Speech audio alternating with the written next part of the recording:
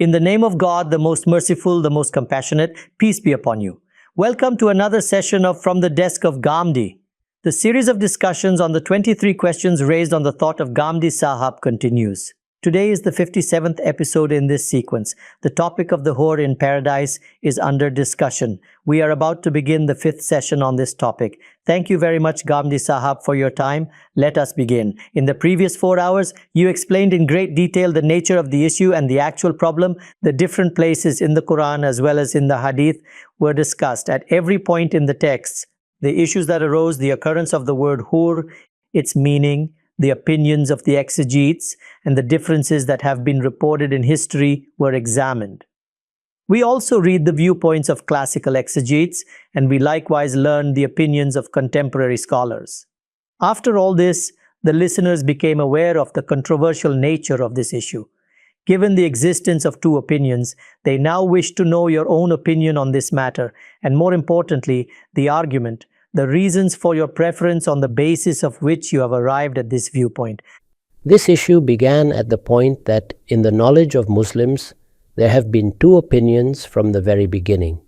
One opinion was that these are the same women who came into this world, performed righteous deeds here, and were then selected for paradise. The second opinion was that these would be women whom God Almighty would create there. We saw that these two opinions were cited in different periods of history, up to the point where we tried to understand the detailed viewpoint of Maulana Sayyid Abul Maududi. Now, if I form an opinion, it will be in accordance with my principles.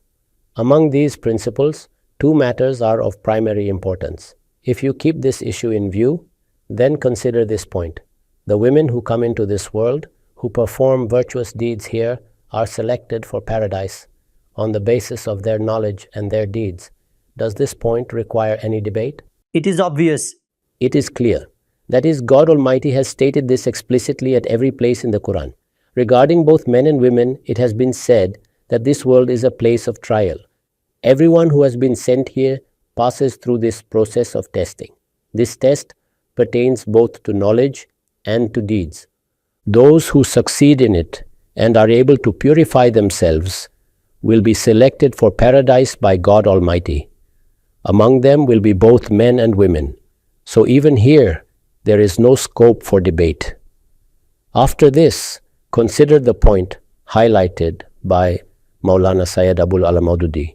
What is that point? It is that we see in this world many girls who departed from it while still innocent. In the same way, there were boys as well. So he says that if the boys there would become wildan mukalladun, and they have been mentioned, then it would not be far-fetched to think that the girls who were innocent here, who had not yet reached maturity, and whose parents also did not qualify for paradise, should also enter paradise. This point is also understandable from the perspective of intellect and wisdom. That is, they were sent into this world by God Almighty, they were granted intellect, and they were endowed with human attributes. Now obviously God Almighty will not place them in hell because they were not tested here. They did not reach the age at which they could be held accountable. There cannot be a second opinion on this. That is, these matters have the status of axioms. There is no scope for speculation in them. These 2 points are fixed. That is, if someone does not mention hur and no discussion is taking place, and he simply asks you or me, will the women of this world be selected for paradise? Your answer will be yes. And if he asks whether the boys or girls who die in this world before reaching the age of maturity will go to hell or paradise, then what will your answer be? That is, the necessary requirement of the mercy of God Almighty is that they must enter paradise. Other than fulfilling the condition of being tested or reaching the age of being tested, they cannot be cast into hell. So these are matters upon which there is agreement. If I state them, or Maulana Sayyid Abul Maududi states them, or if any other scholar states them, would there be any question raised? No, it is obvious. Now, if this is clear, then consider the principle which I have always followed in understanding the Quran and which I have repeatedly explained while answering questions. What is that principle? It is the principle according to which God Almighty has guided us regarding clear Quranic injunctions. That is, He has commanded us to perform prayer and fasting, and He has given us various other instructions regarding politics, economics, and society. This is the domain of the muhkamat, the clearly apprehended verses of the Quran. God Almighty has also instructed us to develop an understanding of His being and His attributes, and has informed us that one day we will appear on the day of resurrection. We must have faith in this. There cannot be two opinions about it. We do reflect upon their meanings and try to understand them, and we also observe their applications. These are clear Quranic statements. After this begins the domain in which the details of paradise, hell, the day of judgment, incidents of the past, and certain matters of the future appear, matters that we cannot experience or observe, and which we cannot analogize with worldly things. What guidance has been given to us here? The guidance given to us is that whatever is clearly conveyed to us from the Book of God Almighty or from the Prophet of God, peace be upon him, with absolute authenticity, we must believe in it. You may relate it, but do not attempt to determine its ultimate reality. Do not try to establish opinions based on speculation or conjecture. This is the teaching that has been given. This teaching has been accompanied by a warning that in these matters, if someone attempts to determine or describe their reality, then as a consequence, crookedness develops in the heart. It has been stated that those who are firmly grounded in the knowledge of religion would never dare to do this. Rather, it has been further clarified in Surah Al-Imran, وَمَا يَذَكَّرُ إِلَّا أُولُو الْأَلْبَابِ. That is, a person of intellect adopts this very attitude because the knowledge I possess is either based on my experience and observation, or it is based on the information provided by God Almighty.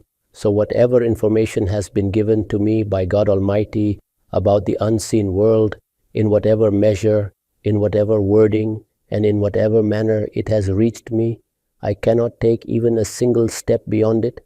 This was the first point.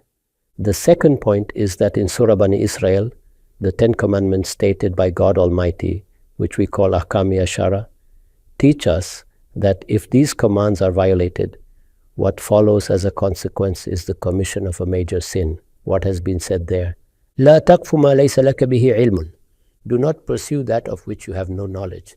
An important point. Similarly, when a question is asked about something that transcends this world, for example, a question about revelation as to what its reality is, what reply was given?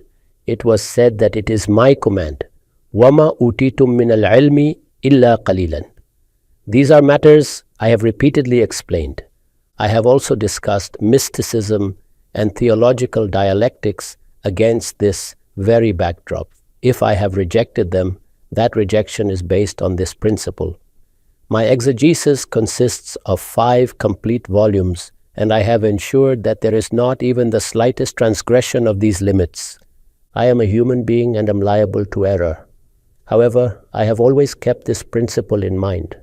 The points I have stated, that the women of this world will go there, that the girls of this world will go there, that the boys of this world will be appointed there, all of this has been stated.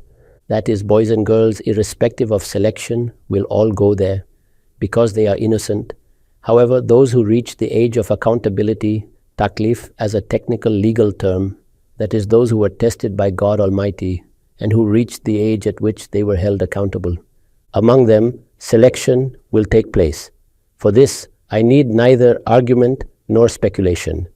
But if I were to claim that some women will be created there, then what is the source of this information? Has this been stated in the Quran? No. Or has it been stated in the Hadith? No. I have presented this entire corpus to you. On what basis would I dare to say this? There must be some information. There must be authoritative information behind such a claim. That is, the points made by Maulana Sayyid Abul Maududi are self-evident realities. There is no scope for debate about them.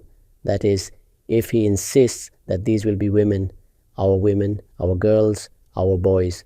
These are the ones whom God Almighty will transform into Wildan Mukhalladun, and these are the ones whom God Almighty will transform into Hur al-Ain. When he has said this, it is a point that requires no argument. It is clear. This has been stated repeatedly in the Quran. But as for the next claim, did you find anything about it in the Quran, or did you find it in any authentic hadith? Therefore, according to me, this next point cannot be asserted. There is simply no scope for it. So, in accordance with the principle I have explained and justified, I neither attempt to prove the ambiguous matters, nor do I engage in wild speculation, nor does this fall within my sphere of knowledge. Regarding this, my Lord has warned me and instructed me that my full focus should remain on the muhkamat. What are the muhkamat? That we will depart from this world, that we will present ourselves before the court of God Almighty, that there is paradise and there is hell, and that for those who enter paradise, such and such blessings will be granted. Whatever of this has been stated, and whatever we know, we convey to others. But there is no room for speculation. This is what we do not do. Therefore, according to me, the correct opinion is the one described by Maulana Sayyid Abul ala Maududi.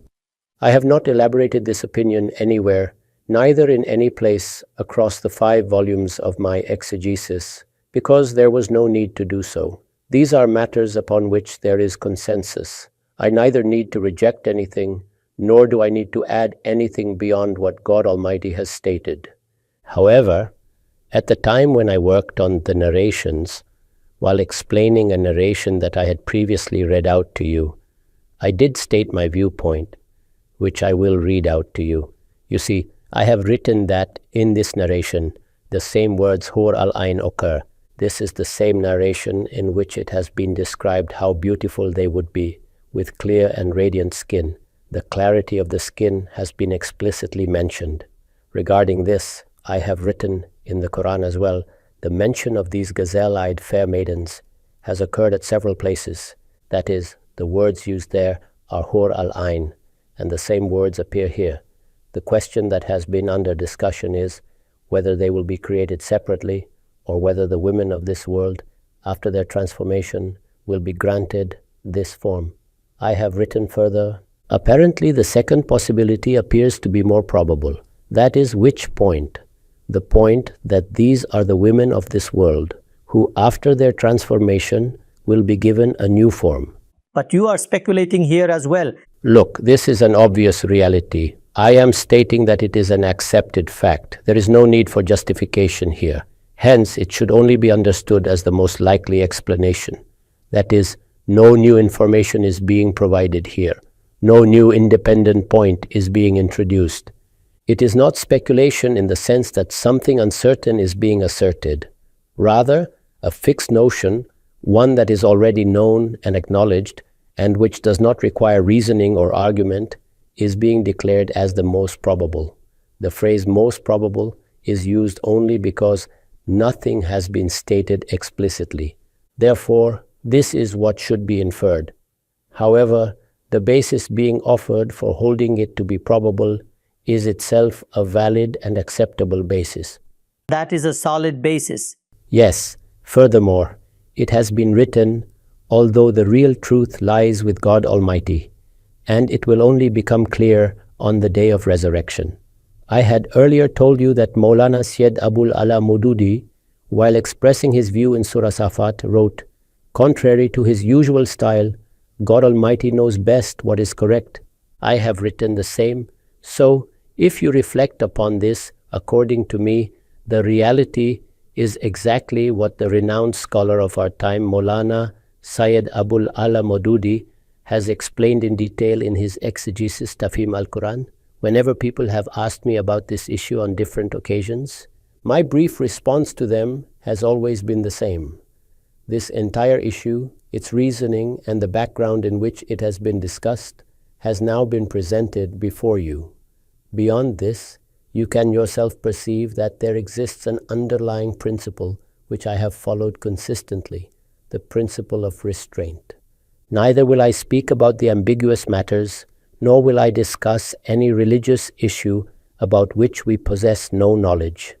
Since there exists a sphere of clear Quranic injunctions in religion, within which we perform ijtihad, develop various disciplines, and engage in applied discourse. And there exists another sphere where knowledge about God Almighty and the information given by Him is our sole source.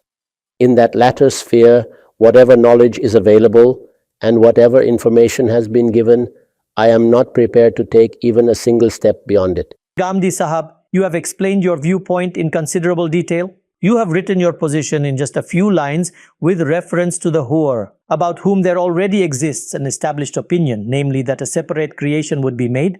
Your position and the foundation of your reasoning were already known. I would now like to ask you a question. You stated that you applied your principle here. One principle that is generally attributed to the scholars of the Farahi school, and particularly to you, is that the Quran has a fixed interpretation.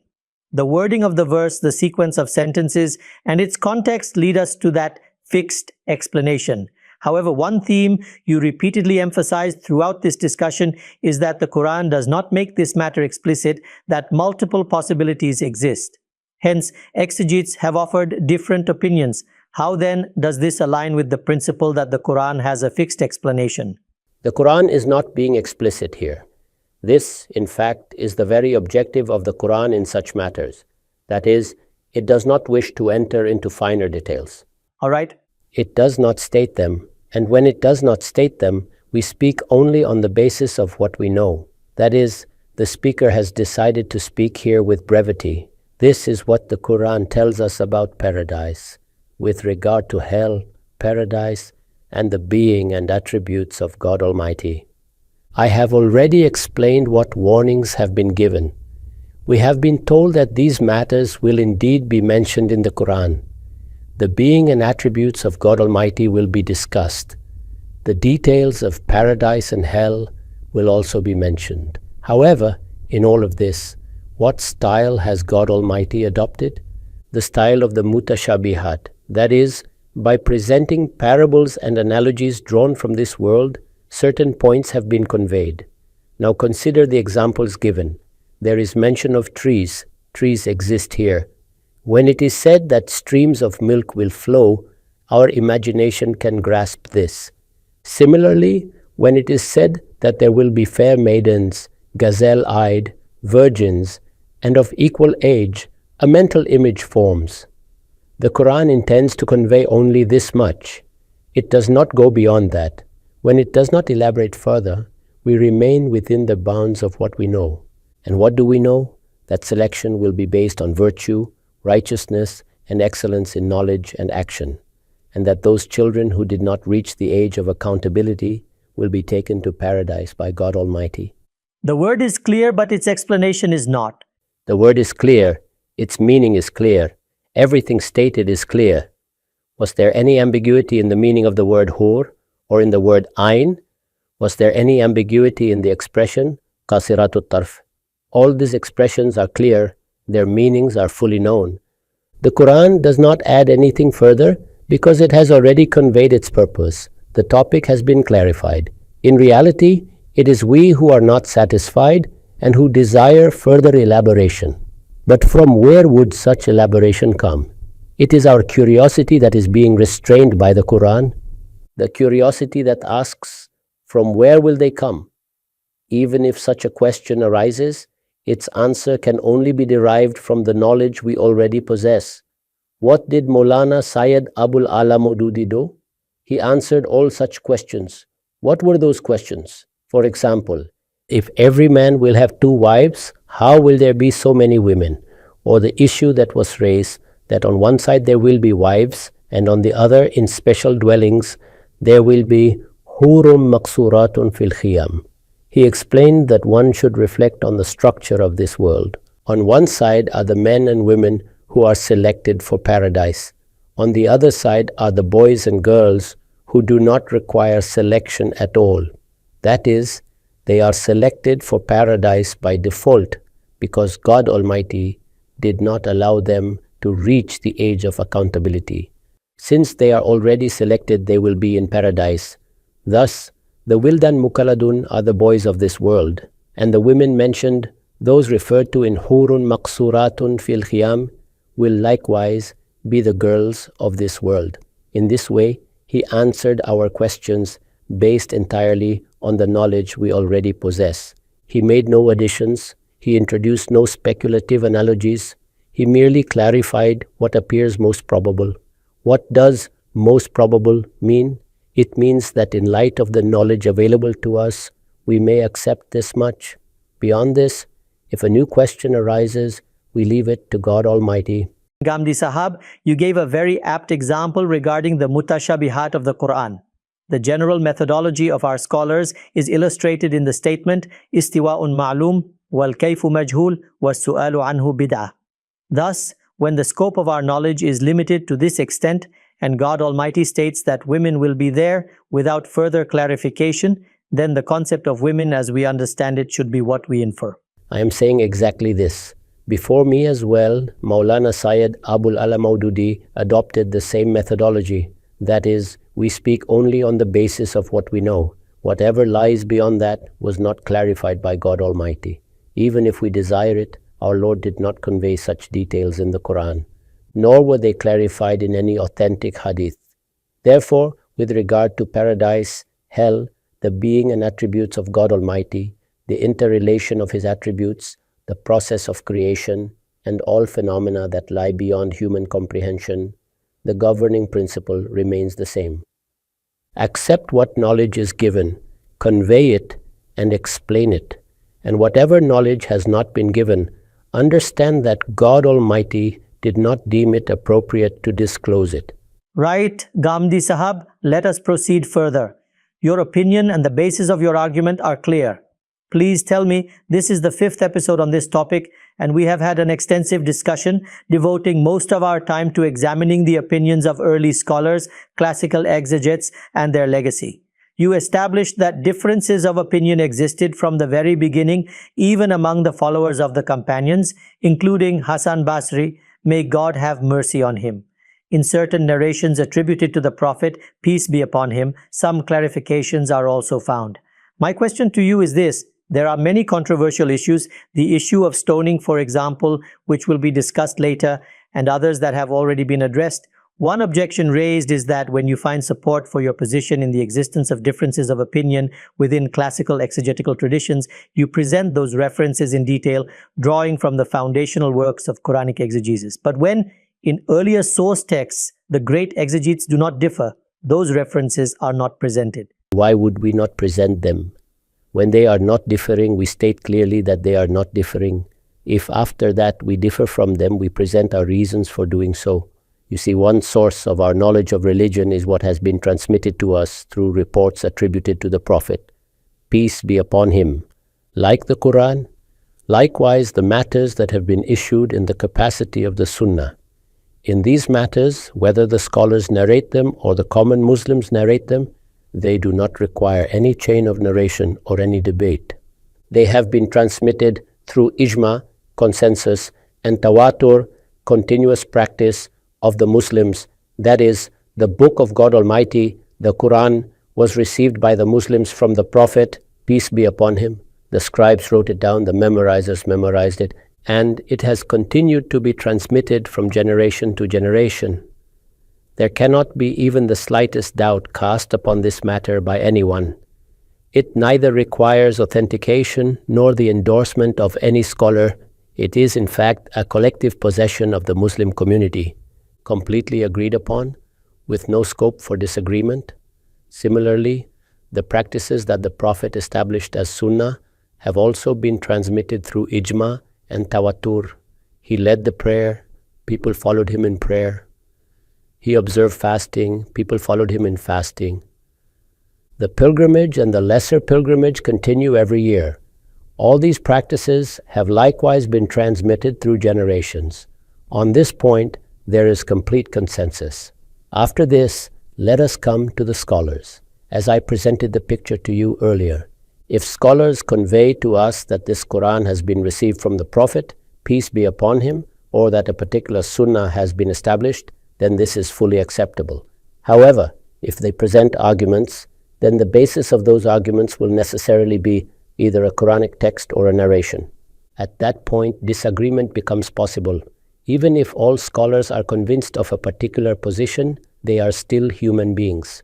That is, the only matters regarding which we do not differ are those that they narrate as being transmitted from the Prophet, peace be upon him. When they present their own understanding or interpretations, then two situations arise. Either that interpretation will be found in multiple places with differences of opinion, or it will be something upon which all scholars agree. Even in both these cases, disagreement remains possible. That is, even if there had been only one opinion, you would still have differed? If it were contrary to the Quran, if it transgressed the meaning determined by the Quran, even if there had been a single opinion, I would still ask you, did I not tell you that here is the Quran, and here are the narrations attributed to the Prophet, peace be upon him? If clarity is not found in them, and all scholars nevertheless agree on a particular point, then I ask, what is its justification? From where has it originated? Because such a point must either be reported from the Prophet, peace be upon him, or it must be based on a Quranic verse or a sound understanding of a narration. If something is transmitted through ijma or tawatur, then there is no argument regarding it. However, if it has been derived through study and I have the text before me, then I will conduct an inquiry. I will ask whether the Quranic text accepts it or not. I will ask whether the words of the hadith agree with it or not. So this distinction must be clearly understood. These two categories are completely different in nature. Wherever criticism is made, it relates to human understanding, and the intellectual capacity of human beings cannot replace or equal that of the Prophet, peace be upon him. Right, Ghamidi Sahab, this point has been explained very clearly. Let us now take this discussion forward. The questions that arose in the mind with reference to the Quran have been presented to you. You have accepted the hadith literature. 3 narrations were cited, 3 incidents which appear in several books. According to the chains of narration, 1 is of the level of Ahsan and 2 are reported as Sahih in Sahih al-Bukhari. My question concerns the narration in which this issue arises, that a gazelle-eyed maiden of paradise says, when she causes pain to her husband, do not cause pain to him, soon he will come to us. You explained that this narration relates to a ruya of the Prophet, peace be upon him, and you referred to the incident of the night journey which is mentioned in Surah Bani Israel. However, a question arose in my mind. In that Quranic passage, the word ruya itself is explicitly mentioned. You explained in detail that ruya refers to a vision or dream, but here in this narration, it is nowhere stated explicitly that it is a dream. So how did you relate it to a dream or vision? It is not necessary that this be explicitly mentioned in every narration. The reason is simple. Are narrations the Quran? It is in the Quran that God Almighty speaks in a systematic and coherent form, where there are chapters, where discourse begins at one point and reaches its conclusion, and where a clear context and background are established. In such a case, it is obvious that the Quran will clarify meanings. Only if the words allow a particular meaning do we accept it. The nature of narrations, however, is different. The Prophet, peace be upon him, said something, perhaps today, perhaps yesterday. Someone heard half of it, someone narrated only a portion, someone narrated part of it, someone narrated another part. In this way, narrations are fragmentary reports. When they reach us, it becomes essential to understand them in the light of the Quran. It is also essential to consider what guidance is provided by other narrations on the same subject. Only then can they be properly understood.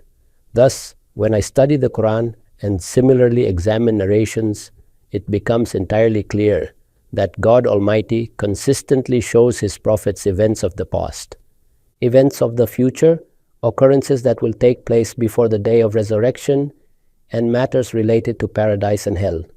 In reality, these are visions. God Almighty shows them in ruya, or they appear before the Prophet in symbolic form while he is conscious. I had already explained to you that examples of this exist within the narrations themselves. For instance, the Prophet, peace be upon him, was leading the prayer, and during it he extended his hand and said that paradise had appeared before him, and that he wished to pluck a fruit from it. Similarly, in many narrations, the Prophet states that at a particular place he heard the footsteps of someone or that he saw something in a particular manner. All such experiences occur in this way. Therefore, when these narrations are studied, it becomes entirely clear that whenever such descriptions appear, we should not immediately conclude that paradise already exists in its final form, or that hell already exists in its final form, or that usurers or fornicators are already being punished there, that everything is happening right now exactly as described. When these descriptions are found in narrations, it becomes clear that they are allegorical, just as things are shown in ruya. For us, ruya is familiar because we too experience dreams. However, for the prophets, such visions may also occur in a conscious state. Consider another example of a conscious experience. The Prophet, peace be upon him, himself states that when he told the people, "Last night I was taken on a journey to Jerusalem," people began to ask questions. When they began questioning him, some details faded from his memory, just as happens with a dream. As questions increased, he became concerned that even the slightest doubt would intensify their denial. So what did God Almighty do? It is stated in the narrations that the entire scene of the journey, which had taken place at night, was presented before the Prophet once again. That is, it implies that it did not happen again. It did not happen again. The Prophet, peace be upon him, was seated there. He was describing the journey to the people. He said that it appeared before him and he could see its details, its stages and locations, and describe them in response to their questions. Those who are familiar with the nature of narrations understand this point well. For example, in some narrations there is mention of Yajuj Majuj, that they are scraping at a wall. Obviously, this was shown in a vision and it requires interpretation. All such matters, whatever their number, are subject to interpretation. The same method has been applied here. That is, a scene was enacted and shown, or a conversation was enacted and heard, just as we ourselves hear things in dreams. Is the point sufficiently clear? This is the nature of the principle on the basis of which I have made this statement. Now, after this, consider the narration itself. I was lenient enough to include this narration among those that may be presented. At that time, 3 narrations were selected. I repeatedly stated that 2 of them meet the standards of Sahih. For the scholars of Hadith, Sahih means that the narration meets their technical criteria. I presented those narrations from Sahih al-Bukhari. Yes. However, this particular narration is Hasan. Why is it Hasan? That is, it has descended from the level of Sahih. Generally, scholars of Hadith do accept Hasan narrations, but can a Hasan narration serve as the foundation for constructing an entirely new worldview? Can everything we have understood from the Quran and authentic narrations, the entire conceptual framework that has been formed, and the debates of so many scholars, all be set aside, and judgment be passed solely on the basis of this narration? Try to visualize the implications. If you believe that paradise already exists and that the hur are already present there, then Mirza Ghalib would not be wrong to say, what use is a paradise where the maidens are hundreds of thousands of years old? Why would it need to be prepared now? The Quran has explicitly stated that the universe you see, this very earth and this very sky, will be transformed. يَوْمَ تُبَدَّلُ الْأَرْضُ غَيْرَ الْأَرْضِ وَالسَّمَاوَاتِ. These will be folded up and replaced with a new world, a new earth and new heavens. Only then will paradise and hell come into existence. That is, they still have to come into existence. Yes, they have yet to come into existence. This is a fixed and established reality. Nevertheless, the Quran describes these events in such a way as though they have already occurred. This is something taught to us by the masters of Quranic exegesis, that God Almighty often describes future events in the past tense, because for us, they are in the future, but for Him, they are present. That is why expressions like Uzlifatil Jannatu are used. Exactly for this reason. These expressions occur both in the Quran and in Hadith. Keeping this in view, we should always understand such matters, rather than constructing an entire theological picture on the basis of isolated narrations, or going further still, and asserting as a creed that it is fixed and certain that the hur are a separate creation. If this point had been ascertained from this narration, then why are the rest of the exegetes differing? Why is Imam Ra'azi stating his arguments? Why is Maulana Maududi advancing his arguments? And all these people, why are not all of them quoting this narration so that a conclusive decision could be made, because they know it is well understood in the world of knowledge that no argument can be made based upon such narrations. Nevertheless, I am saying that I have been considerate. I even presented a Ahsan narration as well. My methodology is not to reject a narration easily. Although the impression is quite the opposite. Whatever the impression may be, I do not wish to comment on impressions. This is not my approach. When the Hadith scholars accept any narration at the final level, then my effort is to explain it in the best possible way. I have done the same here. That is, if I discuss it with respect to the narration, then you are aware of the debates that exist regarding it. If it has reached the level of Ahsan, then what is the underlying reason for that? You are aware that the narrators of this, all of them, are not beyond questioning. Now see what the issue is with this hadith. First of all, it is quoted by Tirmidhi, and he comments on it. هذا حديث حسن غريب لا نعرفه إلا من هذا الوجه. That is, this is the narration upon which people would like to build an entire castle. He says this hadith is Hasan. It is strange, and we do not know it except through this single chain. That is the way it has been stated. It is merely a solitary narration. After this, there are further debates regarding it. It has been clarified here that among its narrators, Khalid bin Madan did not hear anything from Kasir bin Murrah. Who says this? There is no record of his having heard from him. And who states this? This is stated by Imam Bukhari in his book At-Tariq al-Kabir. That is, there is no clarification that he actually heard from him. When there is no clarity about hearing, it implies a form of interruption. So the decisive defect itself is present in it. Its narrator is Ismail bin Ayyash. Although the narrations of Ismail bin Ayyash are accepted under certain conditions by the Hadith scholars, what is his own standing? Just listen to the remarks of the leading Hadith scholars about him. They consider him unacceptable. The scholars of the narrators of Hadith have objected to his retentive capacity. Some of them have called him Kasir al-Khata, prone to error. Some have included him among narrators of fabricated and unsound narrations. Some clearly label him weak, some call him matruk, he was abandoned.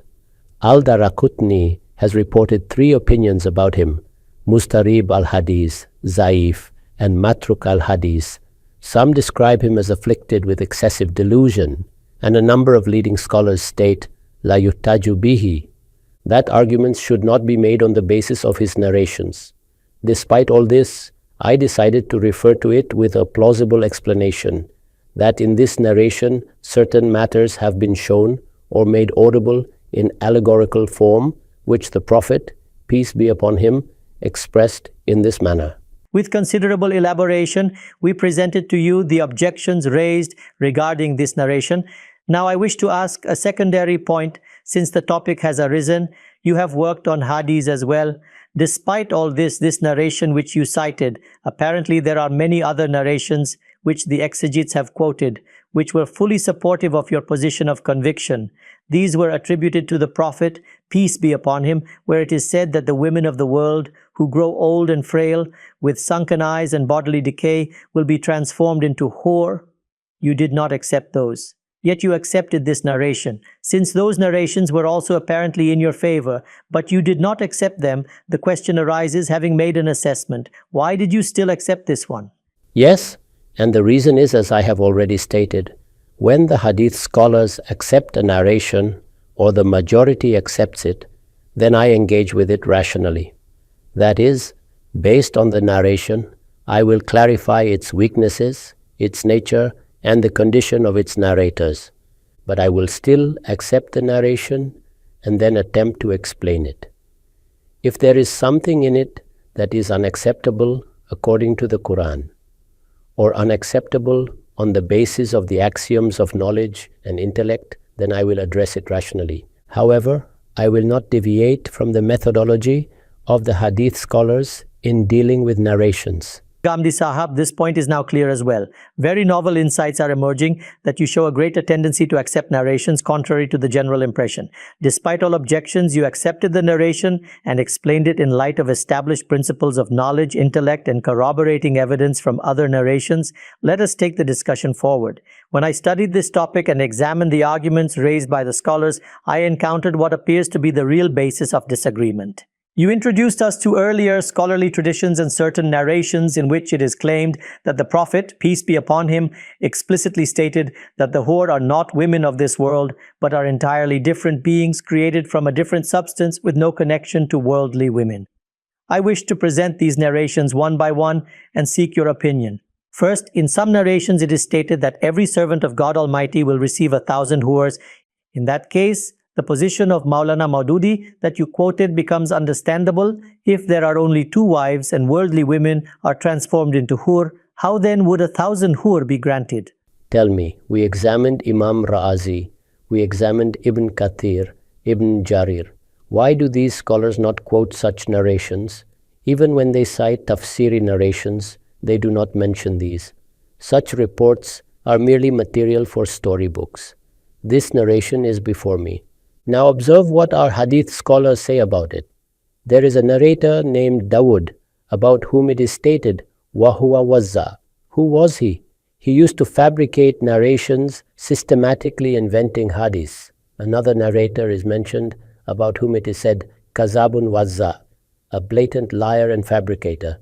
Hafiz ibn Hajar comments on him, you are well aware of his stature. He states, Hazal hadith bitulihi mawzu'an ala rasulillahi, meaning the entire narration has been fabricated and falsely attributed to the Prophet, peace be upon him. This is a malicious slander against the Messenger of God Almighty. Such narrations are picked up by preachers who do not investigate. They do not examine how the narration was reported, nor its authenticity. This is unfortunate for us, that the scholarly rigor maintained by our scholars was not upheld by preachers. Consequently, such narrations circulate widely and speakers rely on them to instill fear. They should examine what the hadith scholars say and the condition of the narrators. Can you show me even one such narration accepted by Imam Bukhari or Imam Muslim? Are these found in the 6 canonical books? Have they been included in the primary, secondary, or tertiary tiers? They are mostly found in compilations where all sorts of material was gathered. This narration has been addressed, but I have 2 more. In another report attributed to the Prophet, peace be upon him, it is said, Khalaqallahu hur al-ayn min az-za'faran, that they were created from saffron. You stated earlier that there is no such clarification in the Quran or in the Hadith, yet here it is stated. This narration has the same status. See what is stated about it. Isna'aduhu Shadid al-Zof fihi Ali bin Yazid al-Hani.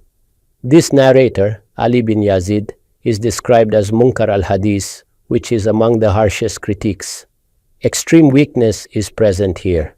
On the basis of such narrations, a mythology is constructed. Is this how religion is conveyed?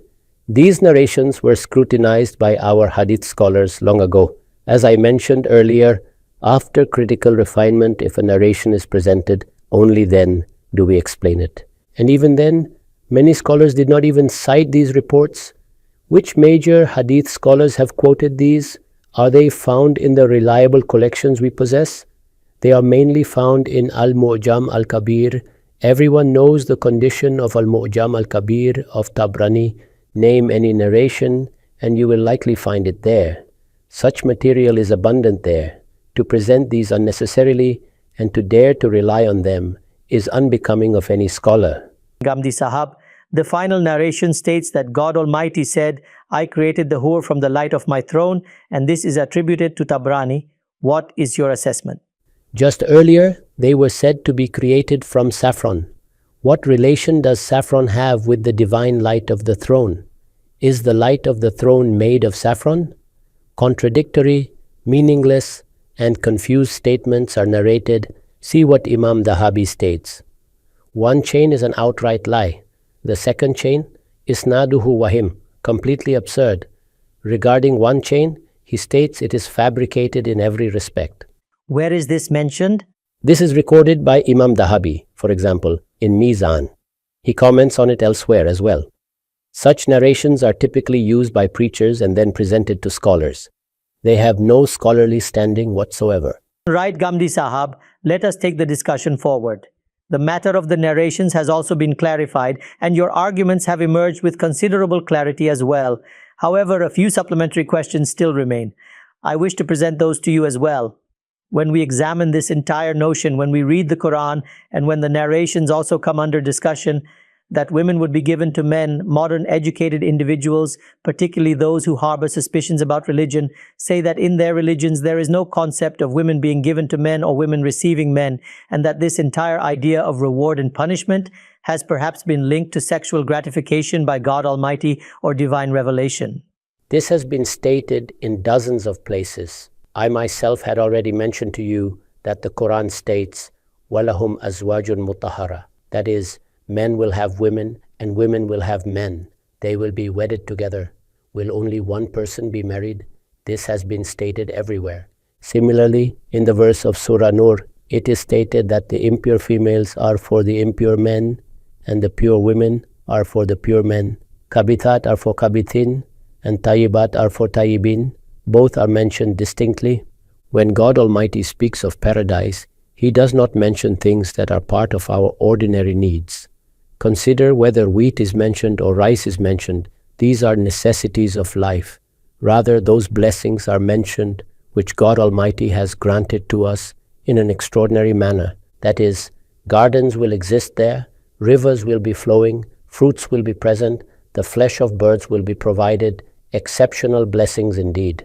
There is no doubt that a man needs a woman and a woman needs a man. However, a woman is a masterpiece of God Almighty's creation.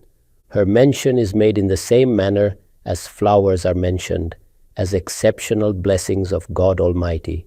In this regard, there is absolutely no parallel between men and women. Delicacy, grace, elegance.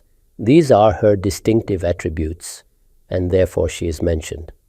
Thus, it would not have been appropriate for God Almighty to reverse the style of expression, as it would have reflected indecency.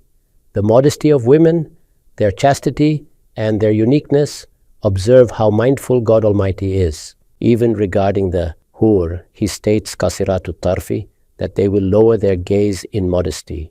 So how could He adopt a vulgar style of expression by stating that such and such men would be provided to women? Therefore, this style has been adopted, keeping all these considerations in view. A woman possessing elegance, beauty, and delicacy is a great blessing. Had the opposite style been used, it would have introduced indecency. People should refine their sensibilities. Right, Ghamidi Sahab, let us move forward. This point is now clear. Please clarify another matter. At several places when questions were posed to you, you translated hur as doe-eyed, and now after this detailed discussion, the expression fair maidens is also being used. Does the word hur include both doe-eyed and fair maidens? You see, in the Arabic language, or even in our Urdu language, many words have more than one meaning. For example, the word ayn in Arabic is used for eye as well as for spring.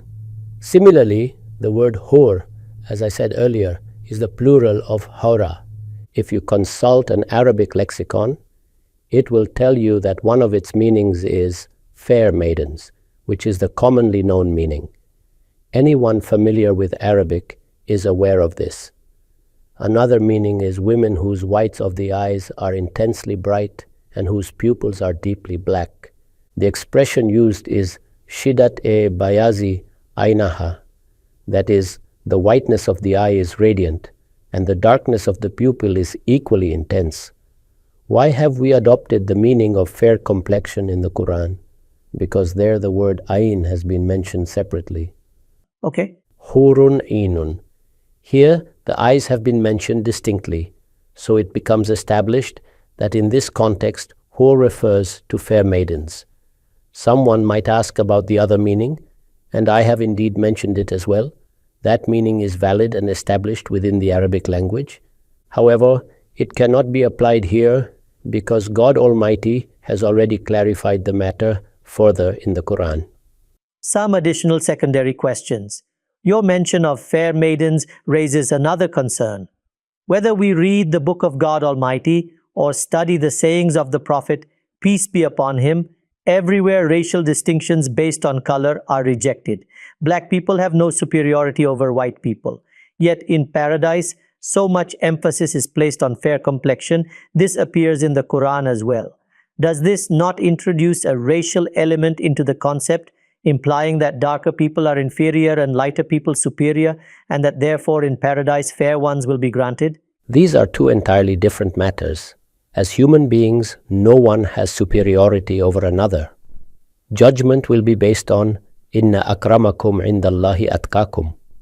Those who are most God-conscious, most disciplined, and who remain within the limits set by God Almighty will receive the highest honor in His court. The decisions regarding paradise and hellfire will also be based on this. In this world as well, God Almighty has taught us that in judgment, decision-making, or granting concessions, race, creed, or color should never be the criterion. However, does this also mean that beauty cannot be described or that ugliness cannot be described? Should the words beautiful and ugly be removed from language entirely? These terms will continue to exist. The beauty of the eyes, face, cheeks, and physique will be discussed. When beauty is mentioned, its contrast will naturally arise. These are two separate issues and should not be conflated. Right, Ghamidi Sahab. Please tell us, you state that divine guidance has existed since Adam, peace be upon him, that the religion is the same, its realities are the same, and its system of reward and punishment is also the same. Then why does the concept of hur, particularly in relation to women as a blessing of paradise, appear confined to Islamic literature, the Quran and the narrations? Why is this not found in earlier scriptures, the Torah, the Psalms of David, or the Bible?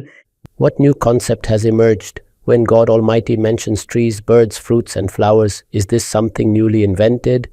All of these exist in this world. You are simply being told that God Almighty will grant these blessings in a perfected form. Naturally, the mention of men and women and of spouses also appears. Why are these details not found in earlier scriptures? Because God Almighty adopted a completely different methodology in earlier revelations.